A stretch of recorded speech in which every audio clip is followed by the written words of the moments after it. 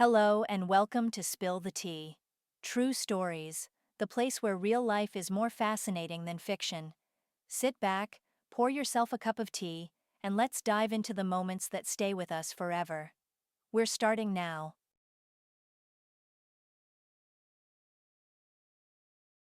The girls strolled unhurriedly along the wide park avenue, chatting. They shared news from their lives. After Alice got married and became a mother, her meetings with Martha became rare. A border collie named Akatosh ran beside his owner, step for step, attentively surveying the surroundings. He was calm and composed as usual. Martha nodded, giving the dog permission to run off. As if waiting for confirmation, he glanced at her and shot away like an arrow. In the fenced area, the dog joined other dogs. They had been here many times, and Akatosh knew almost everyone. Play began instantly, and soon joyful barking echoed around the enclosure. "I feel sorry for you, Martha," Alice suddenly said. The phrase was so unexpected that Martha stared at her friend in surprise. But Alice continued with composure. "Look at your life. You have nothing. You're 26 already, with no family, no children, not even a boyfriend. Just work and a dog and nothing else. You're just wasting precious time. By 30, no one will marry you. You'll just spend your days with your dog, your computer, and chocolate bars." I used to live like that myself, until I understood what true female happiness is. It's our main purpose. How can you consciously refuse it?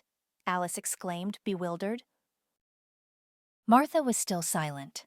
A slight smile appeared on her lips. She already guessed what her friend was getting at.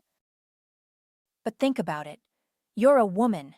You must give birth. I didn't want to either. I said it was too early. But I gave birth, and now I can't get enough of my little son. She looked lovingly at the stroller she was pushing. At least have a child for yourself. Without a child, it's not a life at all. Alice, with all my love for you, honestly, you sound like you're from another planet. Martha replied calmly but firmly, voicing her true thoughts. I'm not just a girl, I'm a person first and foremost, and I'm not going to live by someone else's dictates or follow imposed standards. I adore my dog, I love my job, I'm comfortable in my small studio. I love my life, and I feel comfortable and joyful in it. I am happy just as I am, and I enjoy life. Am I supposed to give birth just because you did?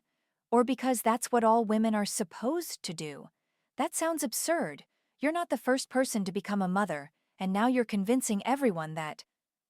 Martha tried to speak calmly so as not to offend her friend.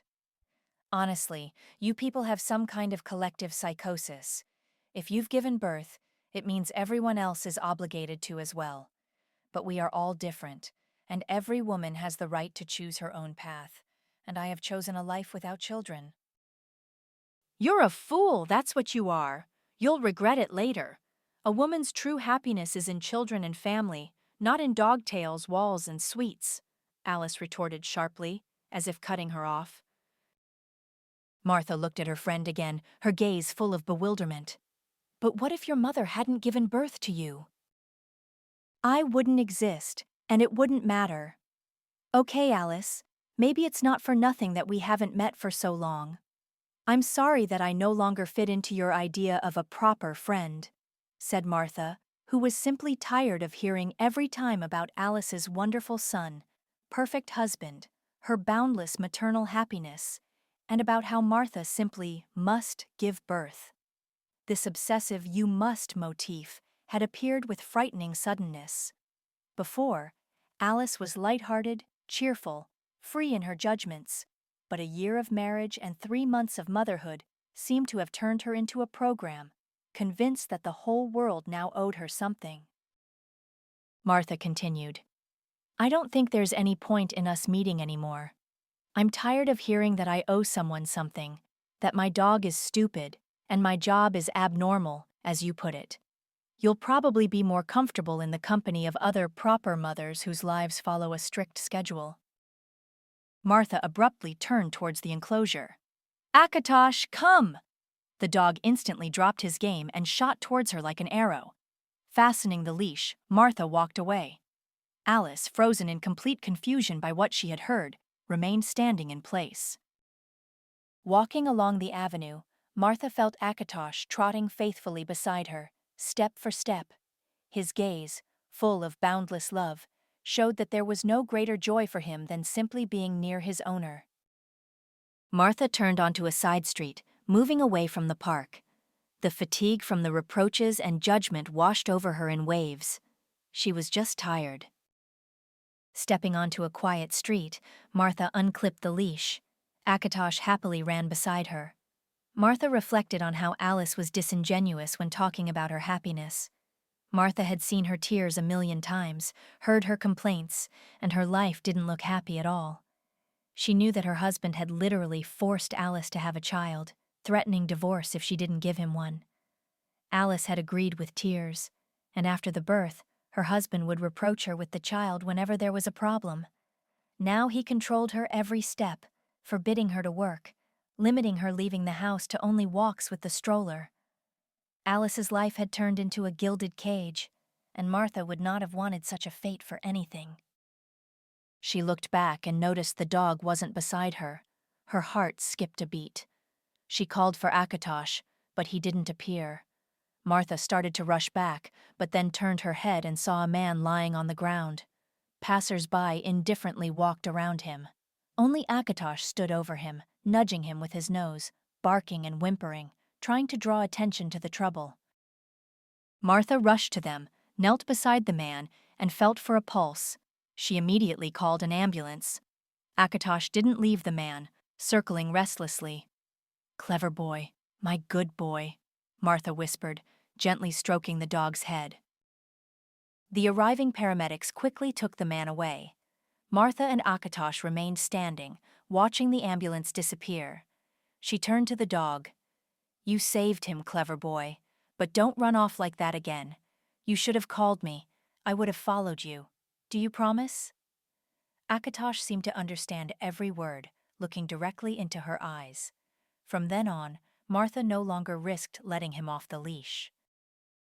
The way back was along the same quiet street they had turned onto from the busy avenue where the incident occurred. Martha barely thought about what had happened. The ambulance staff had taken her number just in case, but they were unlikely to call. She didn't know the man at all. Reaching her house, Martha went up to her apartment. Akatosh, after the mandatory paw washing, immediately settled in his spot and dozed off. Martha checked the new orders in her online store and headed to the kitchen to create the chocolate masterpieces and candies she sold. Her passion for making sweets had long grown into a successful business, bringing in an excellent income. Although for many, her work seemed strange, even abnormal. People, upon learning about her earnings, which sometimes tripled their own, still frowned, considering it a hobby rather than a serious business. Settling into the kitchen with her favorite TV series on, Martha immersed herself in work. Going into the living room for the necessary molds, she noticed Akatosh. Something was wrong. The dog looked unusually lethargic. His eyes were red and watery. Martha examined him but found no other alarming symptoms. She went back to the kitchen. One evening, having finished her work, Martha went into the living room again, and seeing Akatosh, rushed to the phone to call a taxi. The dog was much worse. Completely distraught, Martha sat in the back seat of the yellow taxi, holding Akatosh's head in her lap. He was drooling heavily, his body was burning with fever, and his breathing was heavy and ragged. Jumping out of the car, Martha scooped up the 20-kilogram dog, not feeling his weight from the panic. She flew through the clinic doors, and the vets immediately attended to the emergency patient. "I'm very sorry," she heard later from the doctor when he gave the diagnosis. "We don't have the equipment for such a complex operation. We can keep him on a drip until morning, but after that, you'll have to decide, either euthanasia or transport to a specialized clinic. Special transport is needed, and it won't be cheap. Around 100 just for the journey, and there, the operation will cost a pretty penny. Unfortunately, this is common in this breed. You couldn't have done anything to prevent it. Go home. You need to make a decision by morning. Martha cried all evening and half the night until she passed out from exhaustion, her eyes burning. Tears flowed from hopelessness. She didn't have the necessary amount, and no one who could lend such money. In the morning, as soon as it was light, Martha, not losing hope, went back to the clinic. In her hands, she clutched a bag with all her savings. She was ready to do anything to find the money for the operation. The main thing was to transport him. The taxi stopped at the doors of an expensive round-the-clock clinic. Martha rushed to the reception desk, but the doctor met her with surprise on his face. "Your dog has already been taken," he informed her, "and the money for transportation has been credited to the account. He was taken away about 2 hours after you left." "I don't quite understand. Who paid then?" the doctor muttered, bewildered, more to himself than to her. "I did," a voice said. Martha turned around and saw a man getting up from a bench in the corridor. She recognized him instantly, the very man whose life would have ended on the street if not for her dog. People had walked past, each thinking someone else would help, but in the end, only Akatosh had rushed to save the man. The man gently led Martha, whose eyes were red from tears, into the corridor to talk. "Don't worry, he's already there. They're preparing him for surgery. The doctors are very optimistic. They say it's almost 100% guarantee because you got him there in time. Your dog. You know, when I felt ill on the street. A heart attack. I could have died. No one stopped. Only your dog drew your attention. I can still feel him nudging my face with his cold nose.